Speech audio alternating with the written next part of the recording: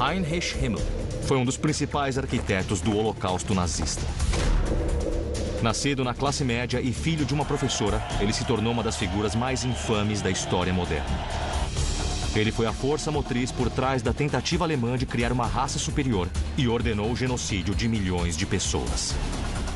Quando ela foi presa, tinha apenas 3 anos e foi assassinada em Auschwitz em 1942. A maioria das pessoas da minha geração não entende como, há 70 anos, um pequeno grupo de nazistas conseguiu iniciar uma guerra que matou 60 milhões de pessoas. Eu quero descobrir. E para me ajudar, eu vou usar cartas de baralho. Hoje, são usadas tanto por militares quanto pela polícia para ajudar a identificar os seus alvos. Mas até hoje, ninguém nunca utilizou um baralho para o grupo mais famoso de assassinos da história. Atuando com peritos, eu quero descobrir onde cada um desses nazistas se posiciona na hierarquia do mal. O meu nome é James Ellis e este é Hitler e sua corrente do mal. Uma das coisas que mais me assusta sobre Himmler é que, se você olhar para o começo da vida dele, ele é um cara que cresceu até que bem de vida em uma família de classe média. Não parece haver nada no início da infância dele que possa ter levado ele a ser meio que um arquiteto do horror durante todo o regime nazista. Eu acho que dá para analisar a relação dele com o pai. Foi marcada pela distância, pela falta de afeto, por uma decepção que pode ter afetado sua susceptibilidade para a radicalização. Eu acho que ele era muito inseguro, de certa forma. Conforme ele se tornou um jovem, não estava totalmente formado. Então eu acho que aqueles grupos radicais nos quais ele entrou foram o que ofereceram um norte que ele tão desesperadamente queria. Dá a impressão de que Himmler estava tentando se encontrar. Alguém que está em busca de um caminho é suscetível a ser atraído por esses tipos de movimentos de radicalização. E ele estava bastante suscetível a isso. Eu ainda acho que tem muita distância entre participar de um ambiente com uma política radicalizada e acabar se tornando um dos principais membros de um sistema nazista de terror, repressão e assassinato em massa. Mas como foi exatamente que ele deu esse salto? A resposta está no berço de origem do poder nazista na Alemanha, Munique. E foi por isso que eu vim para cá. O que eu estou tentando entender é como Heinrich Himmler acabou se tornando tão radicalizado. Bom, isso aconteceu em Munique. Eu me encontrei com o jornalista freelancer Michael Trummer, que cobre atividades da extrema-direita na Alemanha hoje e conhece muito bem a história. Foi aqui em Munique que o jovem Heinrich Himmler começou sua descida rumo à escuridão. Himmler tinha apenas 19 anos e era filho de uma professora. Ele era muito jovem para lutar na Primeira Guerra Mundial, mas se encontrou no meio da ação, no rescaldo da derrota da Alemanha. Nossa, que prédio bacana. O Michael me leva para um local que foi essencial para o desenvolvimento político do jovem Himmler. Uma cervejaria. As cervejarias eram bem populares, sempre lotadas, barulhentas. A maioria eram homens, tomando cerveja, curtindo a noite e escutando as conversas políticas e se radicalizando gradativamente. Então esse aqui era um local onde as pessoas vinham para ouvir sobre política, discutir política, mas também onde entravam em contato com os maiores líderes da extrema-direita, como o Hitler. Com certeza. Em 1921, Hitler liderava o jovem partido nazista. Pelas cervejarias de Munique, ele vociferava contra os judeus e os comunistas e atraiu o interesse dos estudantes e dos desempregados. Entre eles, estava Heinrich Himmler. Durante a crise após a Primeira Guerra, se tornou muito comum culpar os judeus por toda a miséria que recaiu sobre a Alemanha. E os antissemitas acusavam os judeus de serem leais apenas entre eles e aos interesses internacionais. Então espalhou-se a ideia de que os judeus endinheirados haviam traído a Alemanha por interesses próprios. Nós sempre vemos que aqueles que se sentem desamparados pela sociedade vivem tentando se encontrar em busca de algum sentido e sentem dificuldade de conseguir. E acharam um bode expiatório para pôr a culpa pelos problemas. É mais fácil do que fazer uma autocrítica. Mas como foi que o Heinrich Himmler se envolveu com o movimento nazista? Ele era um dançarino muito talentoso e ele participava de grupos de dança que promoviam os encontros nas cervejarias de Munique. Ele se tornou nazista por causa da dança? Foi assim que ele teve contato com os fascistas. Um Himmler dançarino é uma imagem difícil de digerir, especialmente quando consideramos que muitos dos homens ao redor dele eram veteranos da Primeira Guerra. O militarismo era uma parte importante da cultura alemã naquela época, eu imagino. Isso mesmo, o militarismo era muito importante, era o que formava a imagem do homem ideal naquela época. O Himmler era fascinado pelos militares desde muito jovem. Um divisor de águas na juventude de Himmler foi o fato de que ele era muito jovem para se alistar para a Primeira Guerra. O irmão dele serviu, e Himmler ficou ressentido de não ter tido a oportunidade de provar o seu valor caso se alistasse também. Ansioso pelo contato com verdadeiros heróis de guerra, Himmler se filiou ao Partido Nazista em 1923. Poucos meses depois, ele participou da tentativa de Hitler de derrubar o governo democrático da Baviera, no que ficou conhecido como o Golpe da Cervejaria. Himmler não tinha nada além de uma ambição implacável, e ele sabia que se quisesse se destacar dentro do Partido Nazista, ele teria que ficar o mais perto possível de um homem que era Adolf Hitler. E onde estava o Himmler no momento do golpe? Na verdade, ele estava aqui nessa cervejaria. Bem aqui? Bom, talvez não aqui nessa Mas mesa, foi mas exatamente aqui neste salão. nessa cervejaria aqui? Isso. Caramba! Foi nessa cervejaria, há quase 100 anos, que Himmler se juntou à linha de frente de um novo e perigoso movimento político. Durante o golpe da cervejaria em 1923, devia ter aqui algumas centenas de pessoas, muitas pesadamente armadas, todas aguardando por ordens para sair e cumprir objetivos pela cidade. E para o Himmler deve ter sido um grande momento, porque era sua primeira participação importante no Partido Nazista. Sim, aquele foi o momento de Himmler provar que ele era um soldado, que ele ia lutar pela causa. Ele finalmente poderia mostrar a sua coragem. Era o momento do Himmler. Ele marchava pelas ruas pronto para tomar Munique e seguir rumo a Berlim. Mas os nazistas foram impedidos e o golpe acabou fracassando aos pés de um icônico monumento militar, o Feldenhalle. Ali, durante um confronto com a polícia de Munique, 14 manifestantes nazistas foram mortos e dezenas foram presos, incluindo o próprio Hitler. Foi um momento importante na escalada do Partido Nazista, que continua a ressoar entre apoiadores da extrema-direita até hoje. Meu país! O Michael me trouxe até uma praça próxima, onde hoje um grupo de protestantes anti-imigração vai marchar pela sua agenda extremista. Tem muita gente na Alemanha que não tem permissão para estar aqui. Eles têm que voltar para os países deles. E se eles não fizerem isso, a gente tem que resolver de outro jeito. Como assim, de outro jeito? Guerra civil. Guerra civil? Então você está me dizendo que vocês mesmos começariam uma guerra civil para forçar a imigração? Isso. O Islã não é compatível com a sociedade alemã.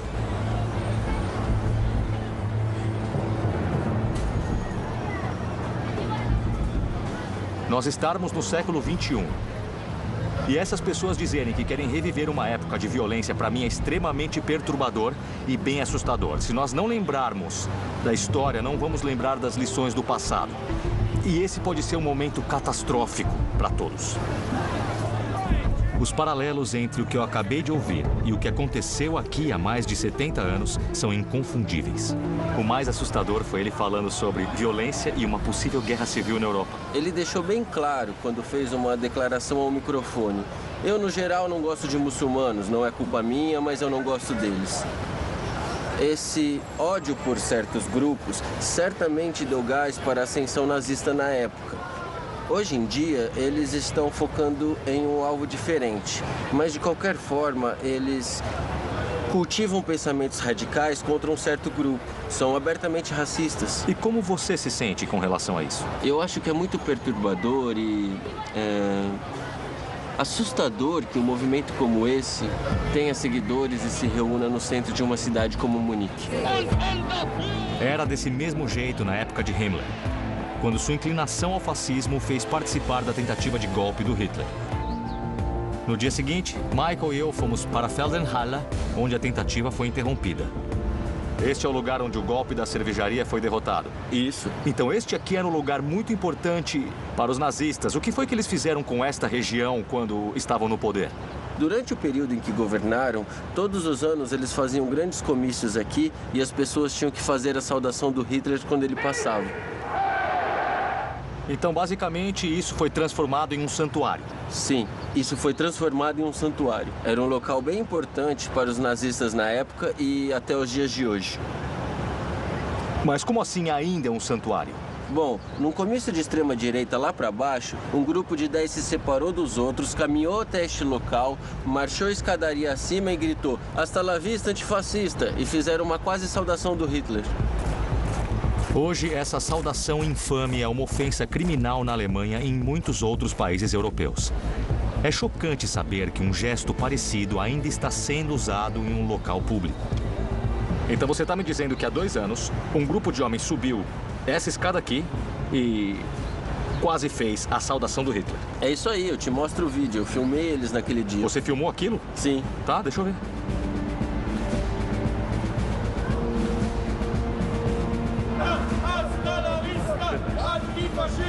Não dá nem pra acreditar. Olha, dá pra ver aqui no vídeo. O grupo tava parado lá em cima, na frente da estátua, cantando, e aqui dá pra ver o cara fazendo a saudação do Hitler. Eu tô vendo. Na minha busca para descobrir onde Heinrich Himmler se encaixa no círculo próximo de Hitler, eu fui distraído pelo fato de que neonazistas ainda se reúnem em Munique 70 anos após o fim da guerra. Olha isso, minha nossa. É uma lembrança perturbadora de como os jovens podem ser seduzidos pela ideologia da extrema-direita, assim como Himmler, em 1923. Você deve ter se arrepiado vendo isso ao vivo. É, foi tudo bem devastador. A polícia de Munique foi criticada por não ter impedido as pessoas de subir ali. Porque é ilegal fazer manifestações lá naquele local. Eu fico imaginando que um turista de Munique que não conhece a história jamais faria essa ligação, porque essa é uma construção com aparência do século XIX. Não tem muito a cara para mim de ser um local que é considerado um santuário da extrema-direita ou nazista. Você tem razão. A maioria das pessoas aqui não tem toda essa noção do significado histórico. Depois que a tentativa de golpe nazista foi debelada aqui no Feldenhalle, Adolf Hitler foi mandado para a cadeia. Mas Himmler saiu ileso e sedento por mais. Quando foram processar as pessoas por envolvimento na tentativa de golpe, decidiram que não havia provas suficientes contra ele para uma acusação. E isso virou uma oportunidade para Himmler, porque como alguns dos líderes do nazismo estavam presos, foi possível que Himmler assumisse um papel na organização com a divulgação e disseminação de informações. Em 1927, Himmler se tornou o líder do partido na Baixa Baviera. Logo após, foi escolhido como líder da unidade de guarda de elite dos nazistas, conhecida como SS. Ele logo expandiu a unidade para ganhar mais poder dentro do partido. Ele fez um discurso sobre as conspirações judaicas e ajudou a popularizar a ideia da supremacia ariana. Uma raça superior, dominada pelos alemães loiros de olhos azuis. Em todo esse contexto dessa teorização racial, as pessoas começaram a ver os judeus não só como um grupo religioso diferente, mas como seres humanos diferentes, como uma espécie fundamentalmente distinta. Continuando minha viagem, eu fui para a cidade de Steinhofen, no leste de Munique, me encontrar com uma mulher que entende melhor do que qualquer um como as crenças de Himmler sobre pureza racial foram levadas ao extremo. Nossa, esse deve ser o portão original do local. Ah, olha aqui. É o emblema da SS. Muito assustador. Este é o local de um programa secreto aterrorizante criado pelo próprio Himmler e conhecido como Lebensborn. Oi, eu sou o James. É um prazer te conhecer. Gisela Heidenreich é um produto daquele programa. O que aconteceu com ela foi tão traumatizante que hoje ela é uma terapeuta familiar. Certo. Então, esse foi o primeiro lar do Lebensborn.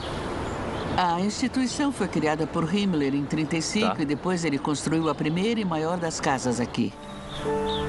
Esse é um legado com o qual ela vai ser obrigada a conviver durante toda a vida.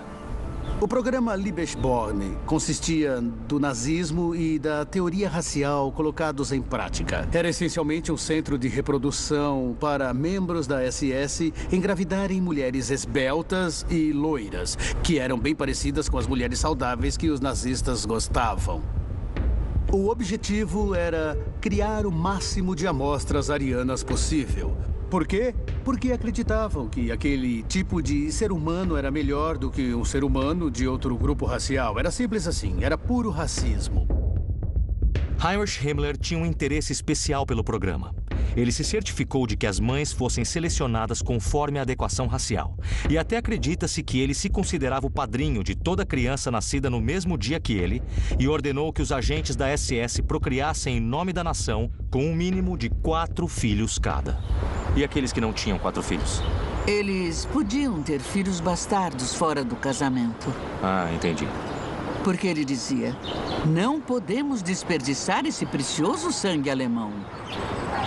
Então os nazistas selecionavam as pessoas que vinham para cá segundo características creio que raciais. Era isso mesmo. Com certeza era o outro lado do Holocausto. E existe uma realidade sombria com relação ao profundo conhecimento de Gisela sobre esses eventos. A minha mãe era uma mulher loira e alta e o meu pai era um agente loiro e alto da SS. E como foi para você descobrir que o seu pai era um agente da SS? Foi terrível. Eu não queria ter sido feita por um homem que matava outros. Eu quis me suicidar. É sério? Sério. Gisela nasceu depois que a mãe dela teve um caso com um agente da SS casado. Himmler encorajava os agentes a fazer isso para que tivessem o máximo possível de filhos arianos. Ele criou casas do Liebesborn para abrigar bebês da SS por toda a Europa sob domínio nazista. Cerca de 8.000 crianças ilegítimas nasceram na Alemanha e mais 12.000 na Noruega. Mas após a guerra, essas crianças tiveram que crescer com o estigma de seus nascimentos. Uma professora na frente de toda a sala me disse, tem alguma coisa errada aqui no seu arquivo. Não tenho o nome do seu pai. Qual é o nome do seu pai? Eu falei, eu não sei. E a sala de aula inteira se acabou na risada.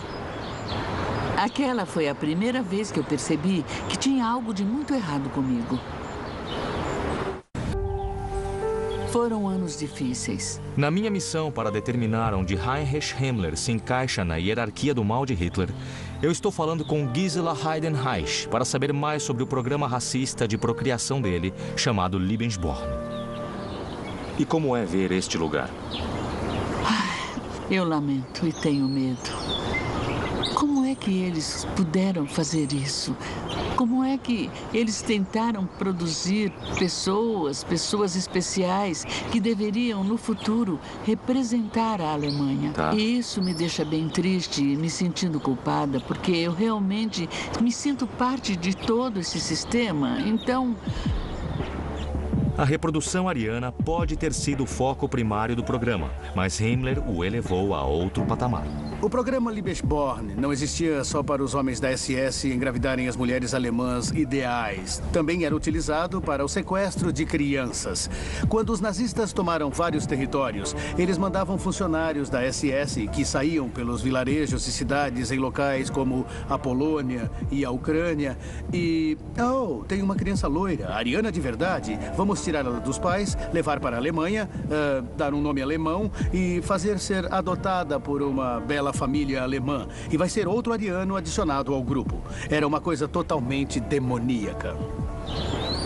Havia mais de 200 crianças aqui. Mais de 200 crianças? Sim, sim. Eles punham aqui todas as crianças que eles tiravam das outras casas. O Liebesborn foi uma das maiores provas do terror que era a criminalidade do Terceiro Reich. Não tinha nada de bom aqui. Uma das coisas mais difíceis de se entender sobre o nazismo era o senso deles de certo e errado. Muitos deles pareciam acreditar de verdade que aqueles comportamentos abomináveis eram realmente, de fato, certos e justificáveis. Só de imaginar esse local é um absurdo. O Himmler criou o programa Lebensborn pretendendo criar uma super raça mítica ariana. Só que o próprio Himmler não tinha nada de alto, cabelo loiro e olhos azuis. O ideal que deixava os nazistas obcecados. A Gisela abriu os meus olhos para a maneira vil pela qual o ideal racista de Himmler destruiu tantas famílias. Mas a ideologia ariana dele ia além da purificação racial. Quando Hitler e os nazistas chegaram ao poder em 1933, a SS de Himmler já era uma força extremamente influente. Logo depois, Himmler assumiu o controle da segurança interna e do policiamento da Alemanha. Sob sua liderança, a SS começou a perseguir todas as vozes dissonantes, incluindo comunistas, judeus, líderes religiosos e qualquer um que se manifestasse contra o partido. Tudo isso era parte de um plano maior para mudar fundamentalmente o tecido social da sociedade alemã. Eu estou indo para as florestas de Westfália, 440 quilômetros a oeste de Berlim, para entender mais sobre o objetivo principal de Himmler. E tudo aconteceu aqui, no castelo de Wewelsburg, o lar espiritual da SS. O que Himmler queria para a SS era evoluir aquela unidade de elite para ser o modelo da virilidade ariana do Nordeste nórdico. Altos, loiros, atléticos e inteligentes. E Himmler queria muito um castelo para ser um Camelot, por assim dizer, para seus cavaleiros. Quais cavaleiros? Os membros da SS. E quando ele viu Wewelsburg, caiu como uma luva. Himmler via Wewelsburg como um retiro de luxo para os líderes da SS, onde poderiam mergulhar nas histórias lendárias e no folclore. Hoje, o castelo é um museu sobre os horrores que a SS cometeu. Podemos ir ver o uniforme. Claro, vamos lá. Markus Moors é o curador. É bem impressionante. Qual era o significado de ter um uniforme preto que nem esse? O uniforme preto mostrava a SS como uma parte da elite do movimento nazista. O uniforme da SS é um dos símbolos mais icônicos do terror da Segunda Guerra Mundial. Ele foi projetado para causar medo e fazer os agentes de Himmler se sentirem superiores. Certa vez, Himmler proferiu que só olhar para o uniforme da SS já bastava para deixar alguém doente. O objetivo da SS era propagar violência e isso, é claro, é um símbolo de toda essa violência. Eu sei que é só um uniforme, mas só de olhar para ele, de perto e sabendo o que ele representa, eu não consigo deixar de me sentir enojado. Em vez de destruir essa história, Markus está determinado a mantê-la viva para que os outros não a esqueçam. Caramba! Eles sempre recebem grupos escolares que vêm aqui para aprender a verdade sobre o nazismo. Eu me sinto em um salão medieval. O que era aqui? Era chamado de Obergruppenführersaal. Os generais da SS usavam como salão. Ah, e era especificamente para a liderança da SS? Para a liderança, para os generais Entendi. E oficiais mais altos da SS. Eu percebi que tem 12 colunas. O que elas representam? Não sabemos ao certo. O que eles podiam ter em mente era alguma coisa parecida com a lenda do rei Arthur e os 12 cavaleiros. Ah, então isso é uma distorção da lenda do rei Arthur. Ele se enxergava como o líder, como um tipo de sucessor de uma ordem de cavaleiros medievais. A longo prazo era para Wewelsburg acabar se tornando um tipo de templo do nazismo. Aquele seria um local para o qual os homens da SS iriam e adorariam, por assim dizer, a existência da SS. E no coração de toda religião estão os símbolos. E o que é isso aqui no meio? Esse ornamento aqui no meio do salão dos líderes supremos é conhecido como o Sol Negro. O Sol Negro? O Sol Negro, isso. E o que significa? Não sabemos. Mas tem alguma ideia? As pessoas que se posicionavam aqui neste local talvez tivessem a sensação de que estavam no centro do mundo. No centro do mundo, mas de um modo simbólico. Então esse símbolo é usado por membros da extrema-direita ou neonazistas ainda hoje? Dá para encontrar na internet, na Austrália. Você vai encontrar nos uniformes das milícias nacionalistas ucranianas e nas manifestações de neonazistas em Charlottesville. Sim. Tinha bandeiras exatamente com esse símbolo aqui. Tinha gente balançando bandeiras nos Estados Unidos com esse símbolo aqui? Símbolos nazistas continuam tendo um papel bem importante no fascismo moderno. Perto do fim da minha visita a Wewelsburg, descobrimos evidências de que o castelo ainda pode atrair extremistas atualmente. O que é isso? Na minha visita ao castelo de Wewelsburg para conhecer mais sobre a principal ambição de Heinrich Himmler para a SS, eu fico chocado ao saber que alguns visitantes ainda podem estar celebrando os nazistas em vez de aprendendo com seu legado de terror. Alguém veio aqui do nada e desenhou uma suástica no chão. Considerando o passado sombrio, por este prédio está ligado à história da SS. É muito assustador. Como se sente com isso? Bom, é claro que com raiva. Somos uma instituição que educa as pessoas sobre o que o nazismo e a SS foram de verdade. O quão importante é para você garantir que esse local não vire um santuário nazista? Bom, é para isso que nós trabalhamos, é claro. O que o nazismo significou foi perseguição de pessoas, foi agressão a pessoas, o assassinato de pessoas. Não tem lado positivo para se encontrar no nazismo. Isso é impossível.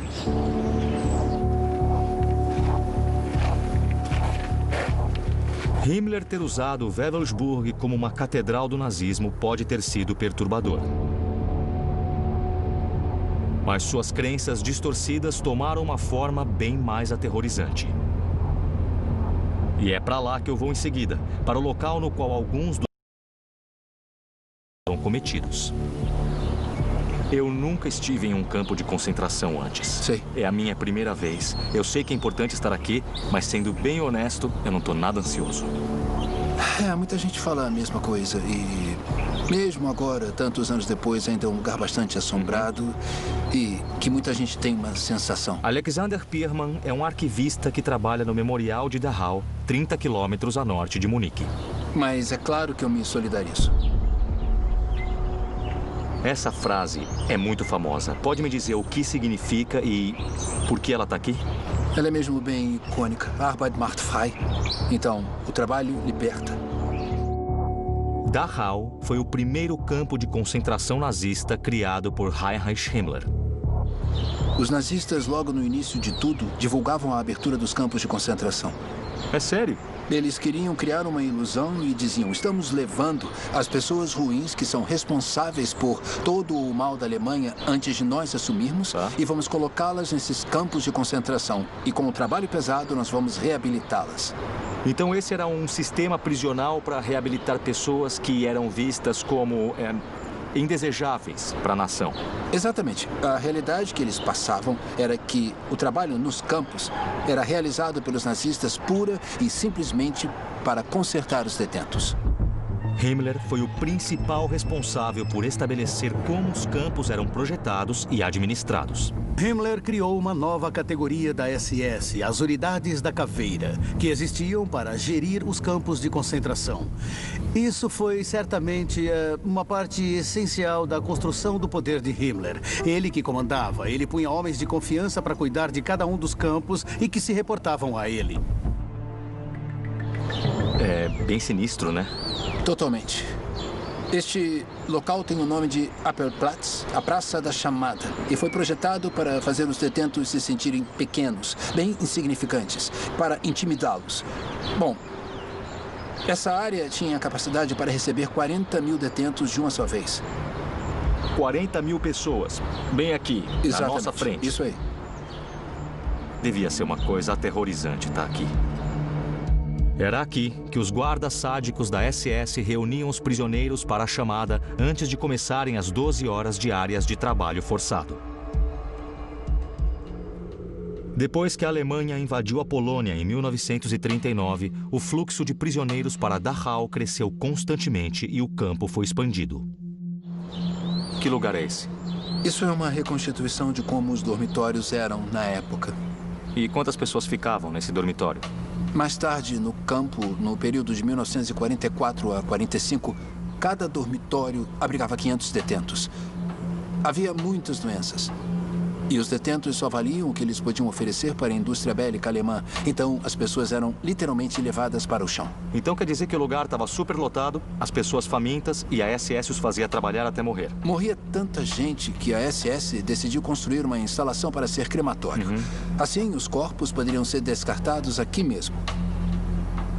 Isso é uma barbaridade. E sob o comando de Himmler, Dachau se tornou um protótipo. Himmler realmente considerava as pessoas nos campos de concentração como abaixo de seres humanos, os Intermenschen, ou sub-humanos. E quando ele passou a considerar essas pessoas como se fossem animais, ficou tranquilo para usá-las como ferramentas. Himmler supervisionou todo o sistema de campos, mas tinha um interesse especial por Dachau. Foi lá que ele ordenou que os detentos construíssem uma grande horta chamada a plantação. Por que o Himmler quis construir uma plantação do lado desse campo de concentração? Ele tinha interesse em remédios herbais. Um dos projetos, como parte dos experimentos com humanos, ocorreu bem aqui. Mais de 1000 detentos foram infectados com malária e várias ervas e especiarias foram usadas para tentar tratar a malária. Espera, então eles infectavam propositalmente os detentos aqui com malária? Sim. Eles não tinham nenhum tipo de dilema moral. O fato das pessoas morrerem enquanto tentavam encontrar remédios alternativos para manter os alemães vivos era um preço que eles queriam pagar. Um preço terrível. Totalmente. Uma das questões mais marcantes sobre o nazismo era a capacidade deles de dissociação, de conseguir cometer esses atos de atrocidade contra um certo grupo de pessoas e ainda sabe-se lá como deitarem a cabeça no seu travesseiro. Tudo o que pensamos como as piores atrocidades nazistas quase sempre foi iniciativa do Himmler. Ele foi responsável pela expansão do sistema de campos de concentração e foi ele quem criou os primeiros campos, que foram projetados especificamente como centros de extermínio. Para te dar um pequeno exemplo, o Campo da Morte, em Treblinka, ficou aberto por cerca de 11 meses. Nesses 11 meses, quase 1 milhão de pessoas morreu. 1 milhão de pessoas em 11 meses? Isso dá o quê? 100 mil por mês. Campos da morte, como o de Treblinka, na Polônia, chegaram a esses números pelo uso de câmaras de gás especialmente projetadas, nas quais as pessoas eram assassinadas em massa. Para muitos, em campos de concentração como o Dachau, a última parada nas suas jornadas foram essas câmaras. Se houve uma pessoa responsável por tudo isso, foi Heinrich Himmler. Para mim é bem assustador que uma pessoa possa ser tão má e que possa ter tido esse tipo de visão diabólica para criar locais como esse e cometer atrocidades e mortes em massa em uma escala tão alta. Como é para você, no sentido emocional, lidar com esse conteúdo diariamente? Por mais que possa parecer clichê, é uma honra trabalhar aqui. É uma honra poder manter essa história e esses eventos vivos para que possamos, eu espero, aprender com eles. É importante compreender que se estima que 40 mil pessoas tenham sido mortas aqui pelos nazistas há menos de 75 anos. Como alguém pode ter criado uma coisa tão demoníaca? É por isso que Himmler é considerado o arquiteto da solução final. Ele foi essencial para os assassinatos sistemáticos não só de judeus, mas de todos considerados inimigos do Estado. A maioria deles não era ameaça para ninguém.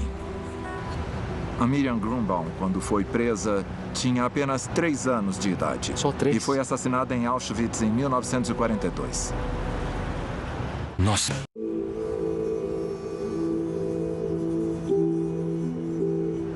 Bom, James, o que eu vou te mostrar são 13 Stolperstein Pedras do Tropeço. Na minha missão para determinar onde Heinrich Himmler se encontra na hierarquia do mal de Hitler, eu retornei a Munique. Eu estou aqui para me encontrar com o jornalista Thierry Schwartzberg e saber mais sobre o maior memorial do mundo. Em todo lugar que os nazistas mataram pessoas, judeus, ciganos, homossexuais, tem Stolperstein. E você vai ver que não tropeçamos sobre elas, apesar do nome. Nós debruçamos sobre elas, e é isso que vamos fazer. O projeto Stolperstein começou em 1992. Cada placa de bronze relembra uma vítima que sofreu nas mãos dos nazistas, dos milhões de mortos nos campos de Himmler, juntamente com os milhares que sobreviveram a eles e até aqueles que fugiram da perseguição. Vocês celebram não só as pessoas que foram mortas, mas também aquelas que sobreviveram à perseguição, mesmo sofrendo com ela. Isso.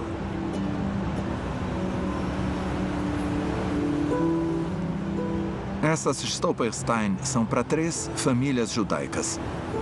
Nessa família aqui, os Roseners, como dá para ver, tem mãe, pai e 4 filhos. Veja só, dá uma olhada aqui.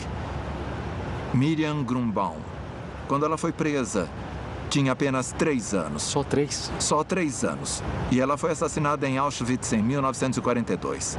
Veja, eu tenho filhos. Como é que pode matar crianças? Como se mata alguém de 3 anos? Pois é, eu realmente não consigo assimilar uma coisa assim. Eram pessoas totalmente inocentes.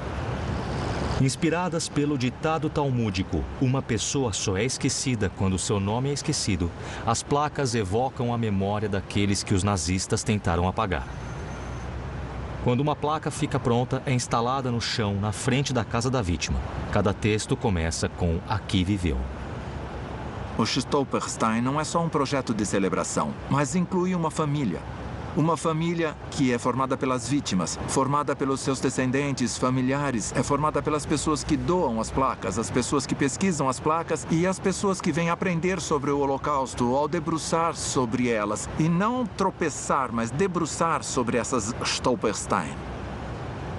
Thierry e outros voluntários frequentemente lustram as placas para que não deixem de ser vistas. Aqui está a água. Tá bom? Material de polimento. Aqui está a esponja. As esponjas estão meio molhadas. E é só esfregar? É, dá uma esfregadinha. E tente não se sujar no processo. Tá ficando muito bom. Ótimo. Agora veja o milagre. Olha como elas ficam bonitas. É incrível. Elas estão brilhando. E são mesmo bem bonitas. Sim. E feitas à mão. Esse é o objetivo. Dá para dizer que somos artistas. Esse é um projeto de arte, não de produção em massa. Não é algo que precisa ser feito à mão. A gente tem que pôr as mãos no chão. O projeto levou à criação de mais de 70 mil Stolperstein espalhadas por 24 países. Mas é só uma gota no oceano. O objetivo é relembrar cada uma das pessoas perseguidas pelos nazistas, incluindo sobreviventes. Nós temos que pôr 18 milhões de Stolperstein no chão. 18 milhões? E já foram 70 mil. É um trabalho que vai demorar um pouco. Vamos ficar ocupados por gerações. Que incrível. Deve ser recompensador para você fazer isso ao mesmo tempo em que mantém a memória dessas pessoas viva. Sim, e eu acho que cada pessoa deve ser lembrada. O destino de cada uma faz doer o estômago, te revira por dentro. Faz perceber que, como você e eu, todo mundo, essas pessoas só eram pessoas normais vivendo a vida, até que um dia alguém disse: você vai morrer, vai ser perseguido. E elas perderam tudo. Eu acho que para os meus filhos e para quem ainda vai nascer, as Stolperstein são a maior garantia de que jamais viveremos algo como o nazismo de novo, porque nos lembramos de como foi fácil de acontecer e que aconteceu. E é por isso que elas nunca foram tão importantes como são hoje. Pelas evidências que eu recolhi de nazistas atuais nas ruas da Alemanha, essas placas parecem ser símbolos reluzentes em um mundo que mergulha na escuridão. Também são a conclusão adequada da minha jornada para compreender o papel de Heinrich Himmler no Holocausto. Agora está na hora de finalmente determinar onde esse nazista diabólico se encaixa na corrente do mal de Hitler. Para mim, Himmler era especialmente assustador porque ele sabia que o que fazia era errado. A minha visita à Alemanha ajudou a formar o meu conhecimento sobre o papel que Heinrich Himmler desempenhou no regime nazista. Agora está na hora de decidirmos onde devemos colocá-lo na hierarquia. Usando o nosso baralho especial, eu quero determinar a colocação de Himmler no Hitler e sua corrente do mal. Observando o início da vida do Himmler, uma coisa que me chamou a atenção foi como a família dele era estável. Mas, de repente, na juventude, ele foi atrás de um movimento político radical. Acho que ele queria desesperadamente lutar. Era muito jovem para lutar na Primeira Guerra Mundial e sempre sentiu um enorme incômodo por dentro por isso. Havia o desejo de tentar se enquadrar e a inabilidade de conseguir. Sem contar que o contexto da sociedade na época tornava ele sujeito à radicalização. Vi de perto como a radicalização dos anos 1920 espelha o que acontece hoje. Para Himmler, a necessidade de ser superior era mais profunda. Ele não queria apenas manter a Alemanha com os alemães. Ele queria criar uma raça ariana. Curiosamente, é um exemplo bem pessoal da maneira como a pureza e as ideias de degeneração e contaminação eram presentes na sociedade nazista e no regime nazista, da pureza racial, indo até o conceito do que o indivíduo nazista deveria ser como homem, do tipo de pureza sexual que devia praticar. E Himmler não foi um agente qualquer da SS. Ele pode não ter puxado nenhum gatilho, mas foi responsável por assassinatos em uma escala industrial. O lugar que eu visitei e que eu acho que teve o maior impacto sobre mim foi Dachau, porque eu fiquei muito impressionado com a brutalidade do sistema que ele criou e supervisionou. Não podemos subestimar o papel do antissemitismo, o papel da teoria racial e o papel da crença em uma supremacia racial nas políticas de Himmler e na visão dele. Você tem toda a razão. Himmler foi especialmente responsável por isso. Para mim, a resposta curta é: sem ele, não teria ocorrido na extensão que ocorreu. Sim, o conceito de campos de concentração tinha sido inventado antes do período nazista, mas foi esse homem que realmente os moldou para chegarem a esse fim aterrorizante.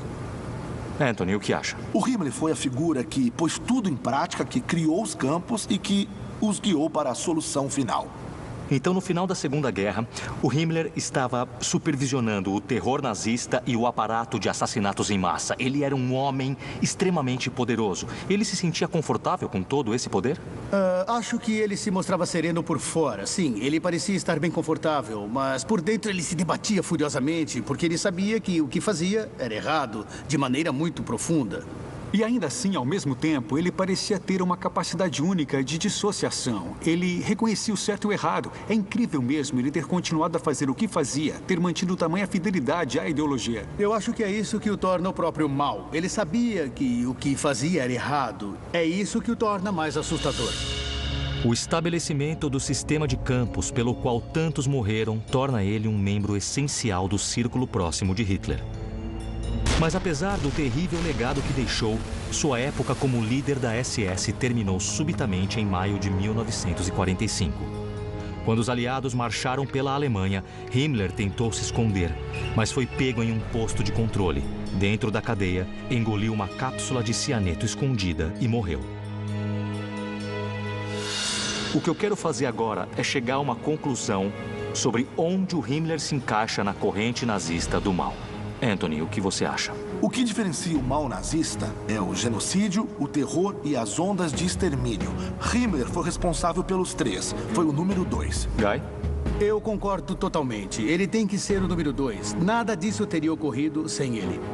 Matt?